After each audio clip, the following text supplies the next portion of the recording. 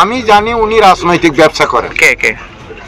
যার কথা আপনি এখন বলছেন, যার নাম আপনি নিয়েছেন, জিতেন্দ্র চৌধুরীর কথা, বিরোধী দল নেতার যে প্রসঙ্গটা আপনি তুললেন, হ্যাঁ, আমি যদি আপনাকে, আপনিও জানেন সেই বিষয়টা।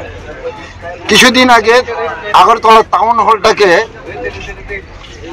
নাম বদলানোর একটা প্রস্তাব আনছিল ত্রিপুরার মুখ্যমন্ত্রী ডক্টর মানিক সাহা, আশুতোষ মুখোপাধ্যায়ের নামে। তখন উনি একটা বিবৃতি করেছিল যে এটা ঐতিহ্যকে ধ্বংস করছেন বর্তমান চিফ মিনিস্টার।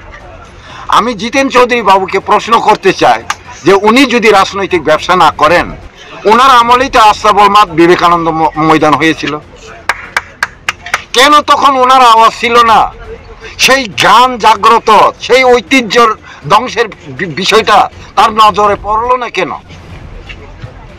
তুলসীবতী স্কুলের সামনে যে ফার্স্ট গেট, রাজবাড়ির যে ফার্স্ট গেট 1981-এ ভাঙা হয়েছিল, জ্যাকসন গেট নামে যে গেটটা পরিচিত ছিল, এটাও তো বামের আমলেই ধ্বংস করা হয়েছিল, ভাঙানো হয়েছিল, কিন্তু তখন কোনো আওয়াজ করেনি তো।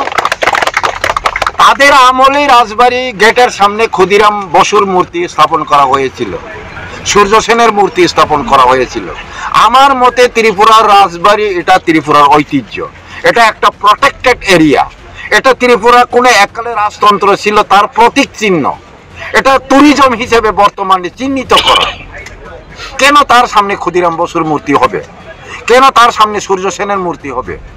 আমি অস্বীকার করব না যে সূর্য সেন, ক্ষুদিরাম বসু ভারতের স্বাধীনতার সংগ্রামী নয়, ওরা যথেষ্ট সংগ্রাম করেছে, কিন্তু তার অর্থ এই নয় যে তার মূর্তি আমার দরজার সামনে স্থাপন করতে হবে, এমন তো কোনো আইন নেই।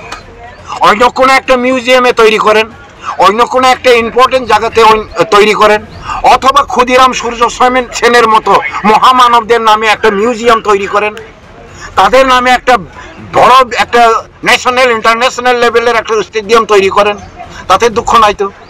কিন্তু রাজপ্রাসাদের সামনে কেন হবেন? উজ্জয়ন্ত প্যালেসের সামনে কেন হবে? এটা কি যুক্তি আছে? তো নিজের অযুক্তিটা সে চোখে পড়ে না, অন্যের অযুক্তি কি করে চোখে পড়লো? আপনারা যেহেতু মিডিয়ার কাজ করেন, আপনি প্রশ্ন করেন যে আপনি এটা অযুক্তি মনে করলে দাবি করার কি পাবলিকের অধিকার আছে কি নাই? সংবিধান কি বলে?